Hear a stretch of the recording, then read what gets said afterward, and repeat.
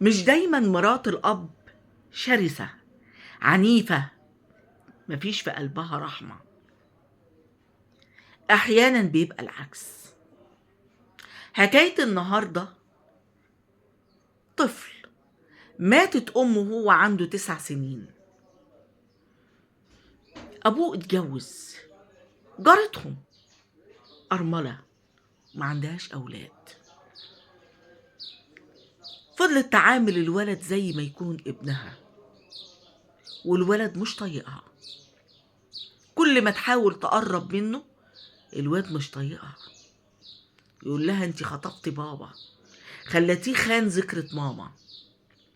بقت مستغربة ايه الكلام الكبير اللي طفل يقوله ليها، لحد ما في يوم سمعت مكالمة الطفل مع خالته، وخالته عمالة الواد مشغل المايك عمالة تقريه وتقول له دي خانت ذكرة ماما، خطفت ابوك، بكرة تضحك على ابوك وتاخد الارض، ده بكرة مش عارف ايه. فضلت ايه تبخ سمعها. سمعت المكالمة ما رضيتش تقول له انها سمعت. قامت جهزت الغدا وجت نادت عليه تعالى يا حبيبي كل. قال لها انا مش عايز اكل، ابعدي عني. راحت طبطبت عليه وقالت له يا حبيبي انا ما خطبتش ابوك، انا ما خنتش ذكرة امك، حاول افهم بكرة تكبر وتعرف ان دي سنة الحياة. والواد مفيش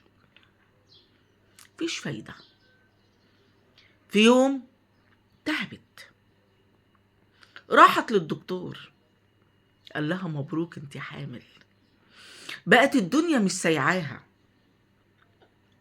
جت لابن جوزها وقالت له حبيبي ربنا كرمني وانا حامل، وبكرة ان شاء الله هيجيلك اخ او اخت. قال لها انا ماليش اخوات، اعملي حسابك على كده. فضلت معاملة الواد تسوء لدرجة ان طلب من ابوه انه يروح يعيش مع خالته.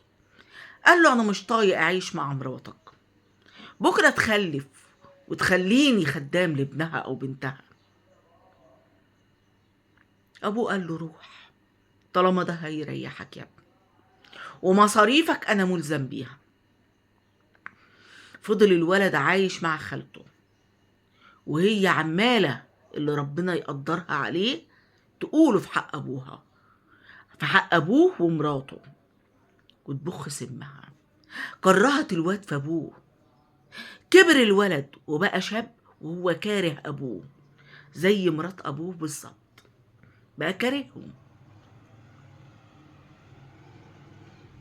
بقى صديقه الانتيم يقول له اهدى يا ابني مش كده، دي سنة الحياة، ابوك مغلطش ومراته انت نفسك بتقول كانت بتعاملك كويس. يقول له يا عم ده شغل سهوكة، هي تلاقيها بتعمل كده علشان تاخد الارض والبيت من ابويا.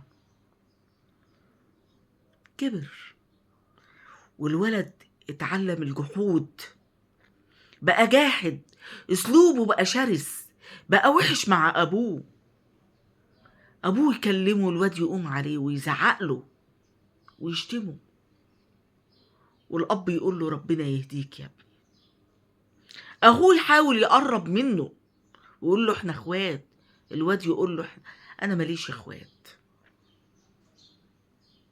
مين قالك ان انا معترف بيك؟ انت مسهوج زي امك بالظبط. ويسيبه ويمشي. وفضل الولد يستعطف كل اللي حواليه، ابويا ظالم، ابويا مفتري، ابويا، ويقول كلام كتير في حق مرات ابوه ما حصلش، دي كانت بتضربني وتعذبني وتبهدلني والناس تدعي عليها. عشان كده رحت عند خالتي. الولد لما اشتغل بدأ يشق طريقه واتجوز. مراته في يوم تقول له تعالى نزور عمي ومرات عمي، قام عليها قال لها العمر اللي تعيشيه ما تجيبيش سيرتهم. أنا لا بحبه ولا بحبها، وحسك عينك في يوم أسمع إنك كلمتي حد فيهم. حاولت معاه كتير، مفيش فايدة، مقفل دماغه. قالت هو حر، هو أنا هكون أحن عليه منه؟ ده هو مش حنين على أبوه، أنا هكون أحن عليه على أبوه منه؟ بالسلامة، هو وأبوه أحرار. كبرت دماغها وعاشت حياتها، وهو عاش في دوامة الحياة. لحد ما في يوم خالته لعبت في دماغه وقالت له بكرة أبوك يكتب كل ما يملك لابنه، ده بنى شقة لابنه علشان يجوزه فيها. قال لها يجوزه ايه؟ ده لسه بدري.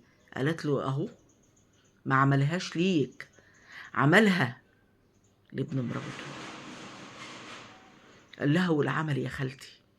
قالت له نصيحة مني، احجر على ابوك، ابوك بدأ يخرف مش عارف بيعمل ايه، اضمن حقك واحجر عليه.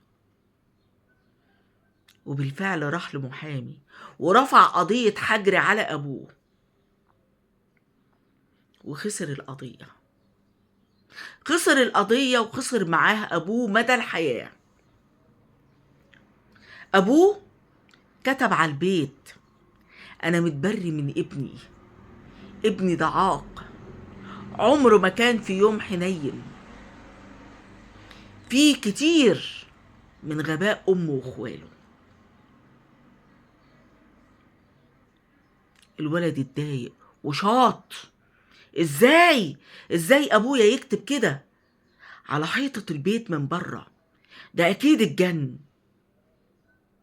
اجر بلطجية على ابوه وضربوه، كان هيموت فيها، لولا الحمد لله لطف ربنا ناس انقذوه. الاب كان فاكر بلطجية كده ضربوه بيتلككوا، كانوا عايزين يسرقوه او حاجة، لحد ما لقى فيهم واحد وهو ماشي بيقول له ما تنساش نعدي على فلان ناخد بقية اتعابنا، احنا عملنا الواجب تالت ومتلت. الاب اتجن، بقى ابني اللي من صلبي يأجر عليا بلطجية يضربوني؟ ايه اللي حصل في الدنيا؟ راح يحكي لمراته، يحكي وهو بيعيط زي ما يكون طفل.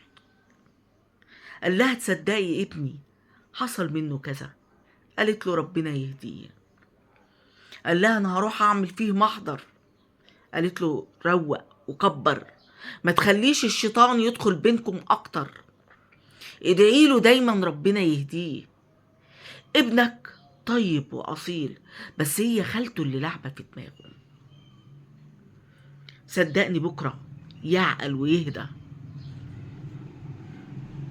وسكت على كده لحد ما في يوم سمع خناقه كبيره في الشارع، خناقه جامده. بيسأل لا ابنه متخانق مع صاحبه، وصاحبه بيعايره بيقول له ياما خدت هدومي وفلوس مني، وكنت بتيجي تتسهوك وتتمسكن ليا، ما يبقاش اخرتها تقطع عليا عيشي وتديني اسفين في الشغل. ده انت خاين العيش والملح، ده انت خنت عشرة ابوك، ده انت رفعت قضية حجر على ابوك، هتكون عليا وفي اللي ملوش خير في اهله وفي ابوه ملوش خير في صاحبه. واداله من المنقي خيار في الشارع. الاب لما عرف وسمع الكلام ده صعب عليه ابنه، جه يروح له ويقول له انا مسامحك، بس قلبه ما طوعوش على اللي عمله. ما اللي عمله فيه مش شوية يا جماعة، سنين وهو تعب ابوه، وفي الاخر قضية حجر وبلطجية. الاب سابه في الشارع ومشي وطلع شقته، يبص من البلكونة ويتابع زيه زي ناس كتير كانت واقفة، وقال ربنا يهديه لنفسه. نموذج سيء. عارفين القصة دي بحكيها لكم لكذا حاجة. الأب ما غلطش يا جماعة لما اتجوز، دي سنة الحياة، ما خانش ذكرة المرحومة ولا حاجة، ده هي في دار الحق واحنا في دار الباطل. الأب غلط لما خلى خالة الولد تلعب في دماغه وتزن.